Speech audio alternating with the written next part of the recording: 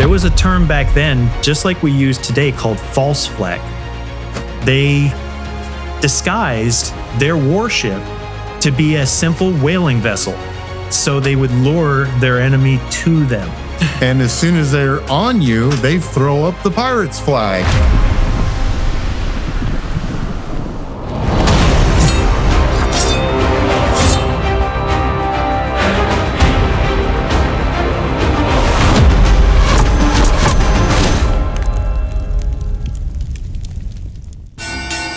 Avast! A ship in sight!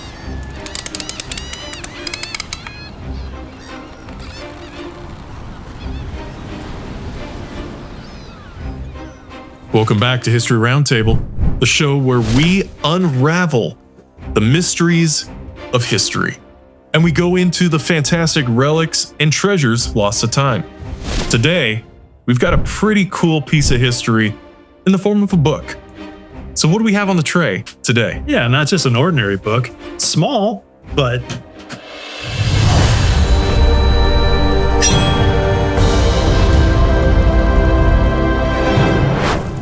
what do we got? Very small and very significant Okay. little book. Okay. So this is an original copy of Bowles' Naval Flags of the World. This was written in 1801. It's in French and English. The full title is Bowles' Universal Display of the Naval Flags of All Nations in the World. How we know the date, there is no date shown on the title page. There's no date. But we know it is because when you look at Britain's Union Jack, it's 1801. And 1801 is when they changed the style of the British flag and the coloration of it from what it was prior to the 1801 period. So this book As a Fun Fact Friday right there. yeah. It's beautifully illustrated, 230 flags from all over the world, which we'll show you in a minute. But so this was basically would be used by a sailor up in the crow's nest to try to identify ships at a distance. And I think I want to segue over to Sean. Let him tell a little bit more about how he thinks this book may have been used during the early 1800s. I'm just thinking it's like, well, this is the paint a picture part where let's just say I was the one told to climb all the way up there.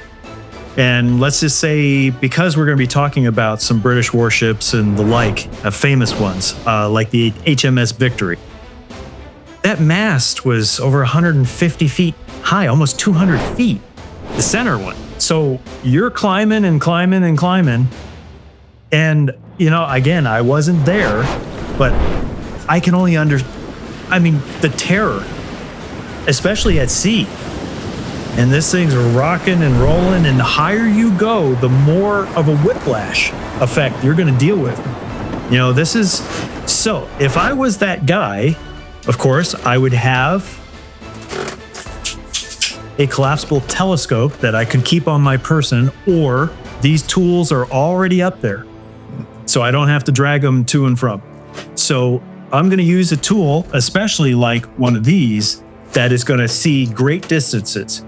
And if you can imagine, you're out on this ship, you are now the floating continent when you cannot see any other landmass or other vessels around you.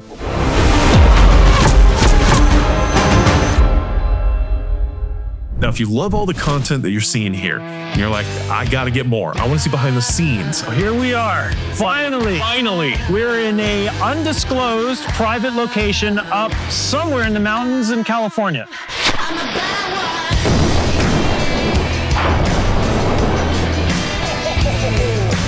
Well, head over to Patreon. That is where we're going to be showing first looks, behind the scenes, unboxing videos. Might even see some stuff for sale on there that you might not see anywhere else, and find us going to really cool places. So once again, head to Patreon. I'm Josh. This is Sean. Hope to see you there. Take care, guys.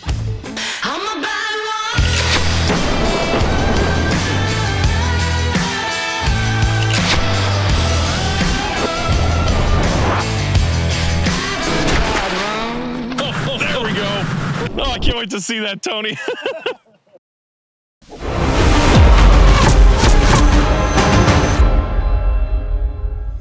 And I don't know if you've ever experienced this going fishing or whatever, or on a cruise, but when you're out there just bobbing around and you can't see land in any direction, it is a very undescribable feeling.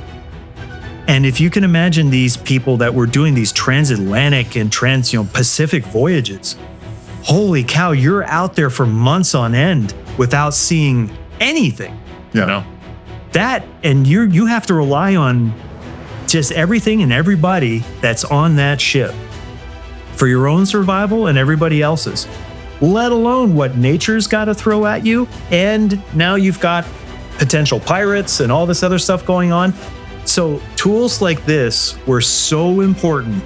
If you weren't already memorizing what every flag that you may encounter out there should look like, and so you can identify it. Yeah. And then you're going to that guy in the crow's nest is going to report down what he's seeing. Yeah. Now, the top brass, the captain, what have you, they're going to be called up onto a high deck. They're going to be given these tools to then see what the guys are seeing from the crow's nest. Now, what do? Is that a friend or foe or something else entirely different? Because this is a fantastic guide to understand what flags and what they symbolize and denote and how they change over time. But think about, there was a term back then, just like we use today, called false flag. This was used as a trickery, a deterrent, and this is depicted in movies and what have you, where like Master and Commander, they disguised their warship to be a simple whaling vessel. So they would lure their enemy to them and then revealed the truth at that pinnacle time. But again, I would need something like this if I didn't memorize it to identify friend from foe. Using tools like this, essentially, you couldn't do it without it. Yeah. Until, again, the ships got close enough to where you could see with your natural eye and what your eye can do for you without instruments like this. And they made these in all different sizes, as you can see. Yeah, you'd have to probably be a very, a person that would know what they're talking about. For someone to be the lookout, you got a lot riding on your shoulders. You think? And think about the guy who fell asleep. Oh, it was his watch. Yeah. There was all sorts of penalties for that. That's a whole other story. But Sean's just pulling out some really cool flags here that are denoting piracy.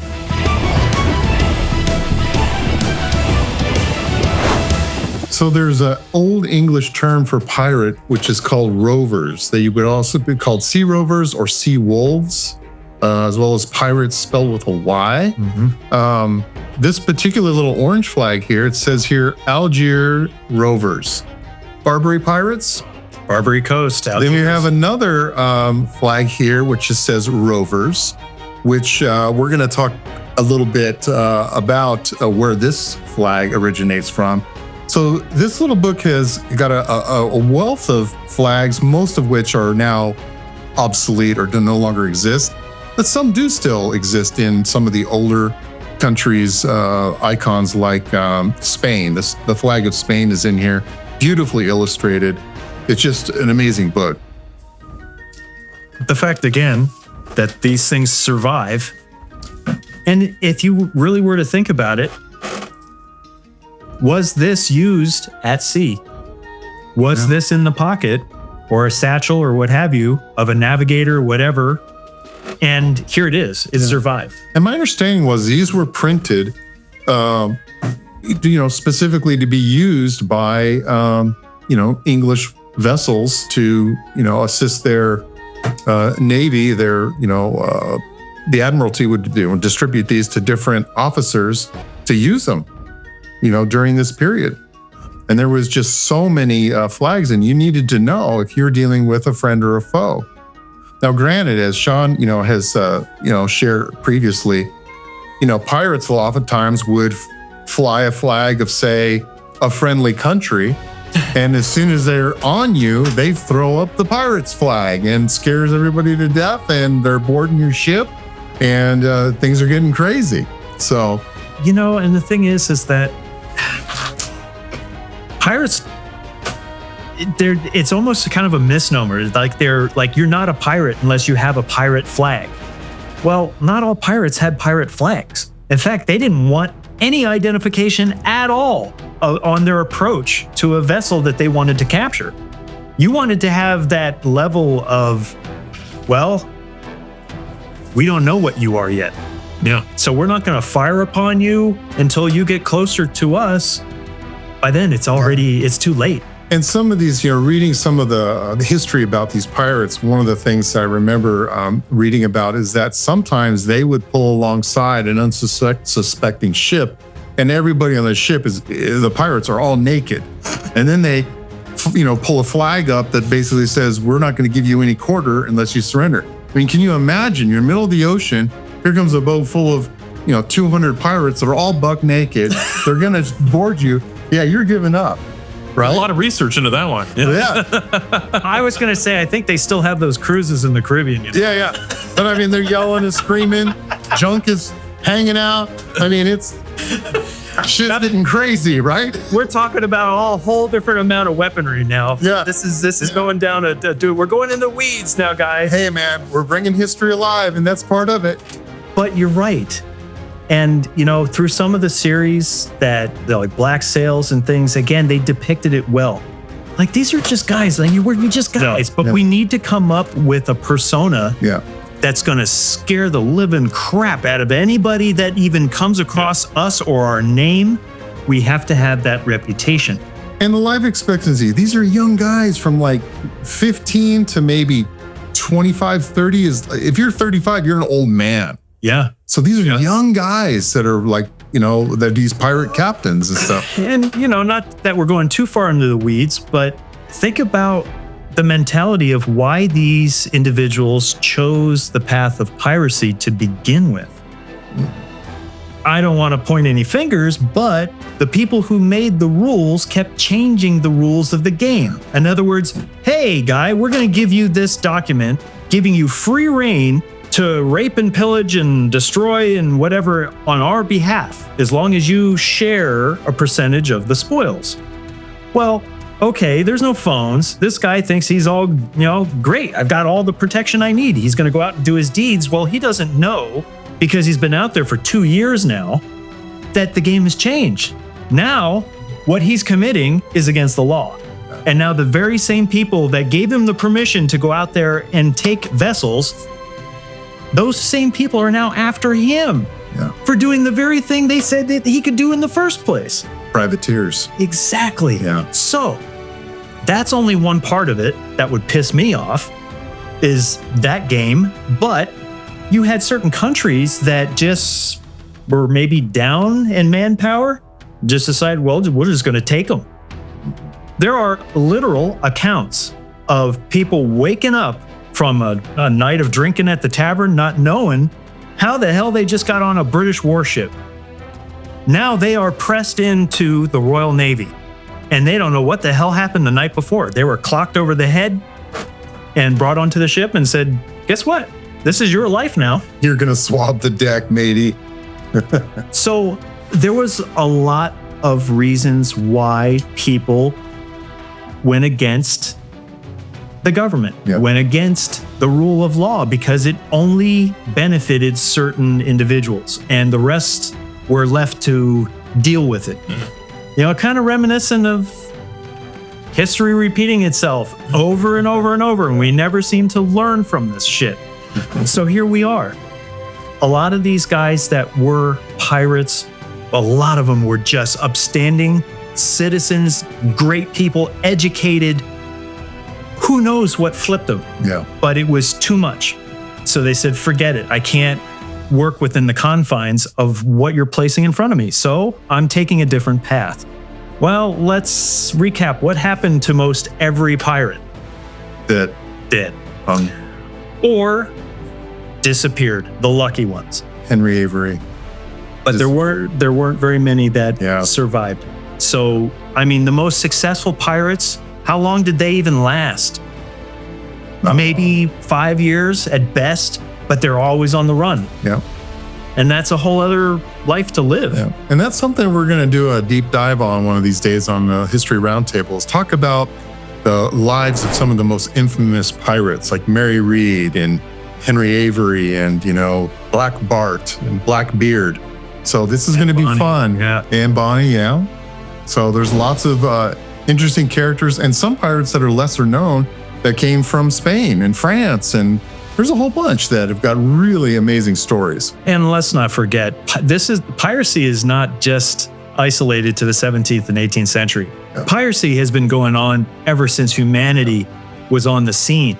It was just one taking from one another and vice versa. And not much has changed. Yeah, there's a famous story that Julius Caesar, when he was young, was captured by pirates. And he was held ransom. That's right. So they just had different names for them. Raiders. Barbarians. Exactly. You look at every facet on the Vikings. planet. You had guys that did this Yeah. because they didn't want to live their lives based on how somebody else told you how to live your life. They said, bye. Which you can't blame them. Yeah.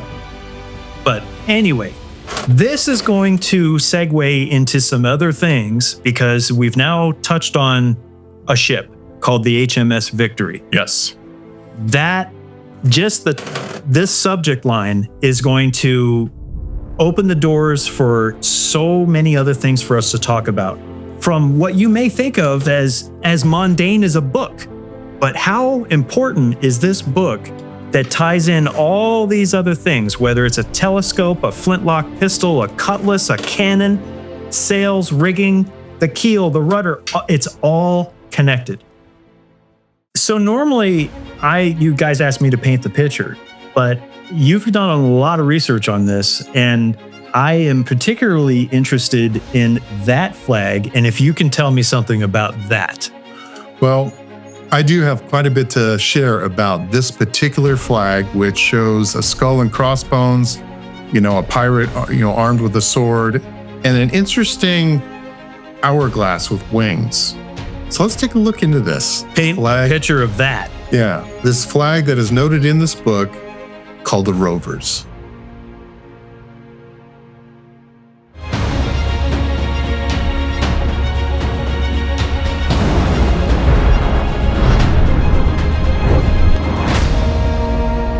The word rovers was a term used in the 17th century for pirates.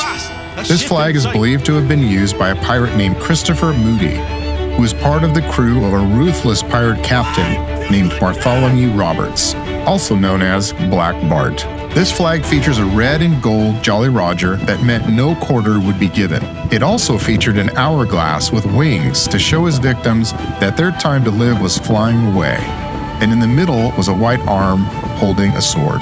Black Bart was the most successful pirate ever, capturing over 450 ships, including a Portuguese treasure fleet off Brazil in 1719.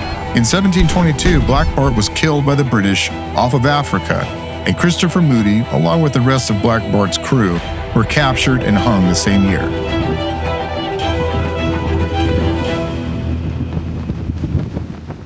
Yeah, so Josh, I'd like to hear from you and Sean on this one, what you would rank this little book on the cool factor.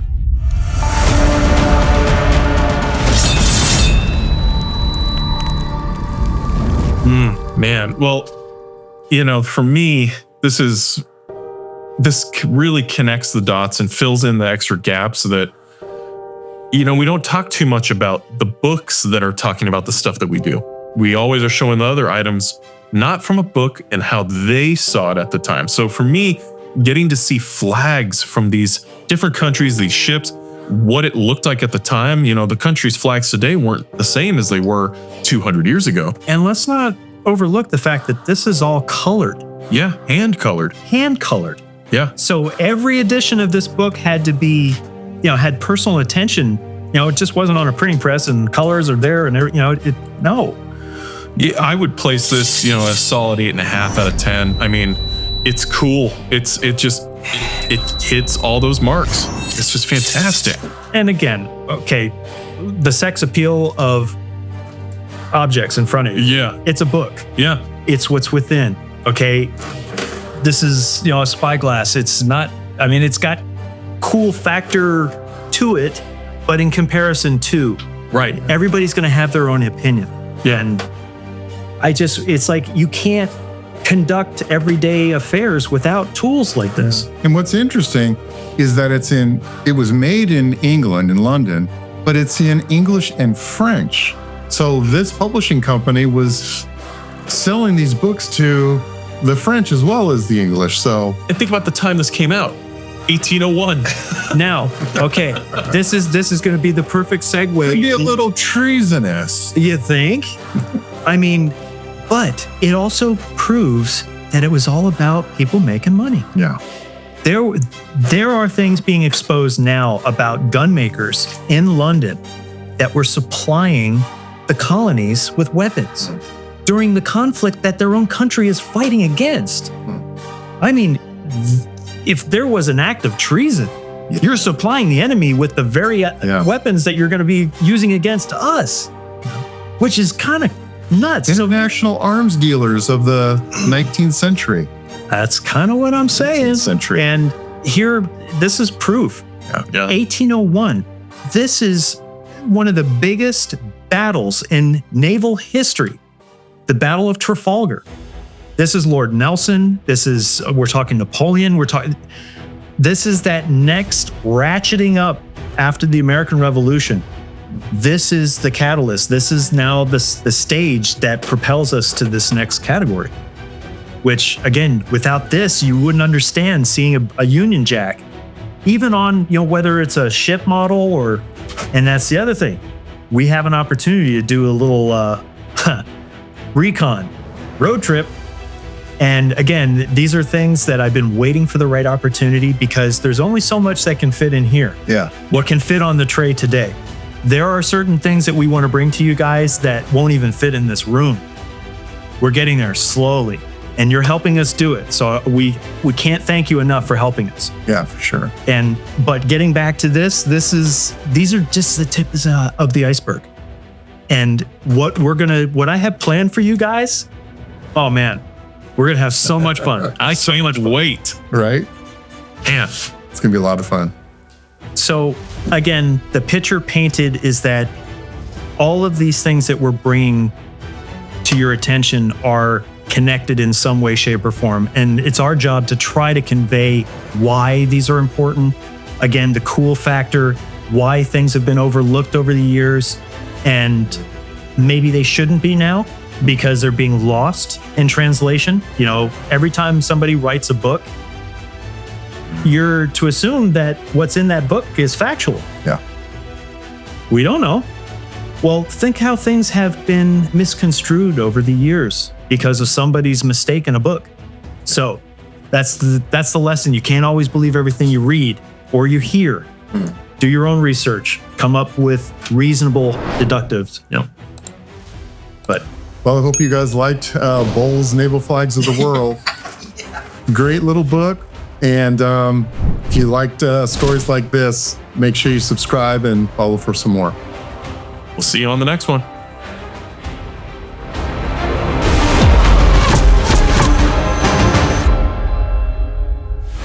History Roundtable, an all-new season. Don't forget to like and share your favorite episodes. And to learn more about the artifacts on the show, visit tortugatrading.com and commodorecoins.com. Till next time.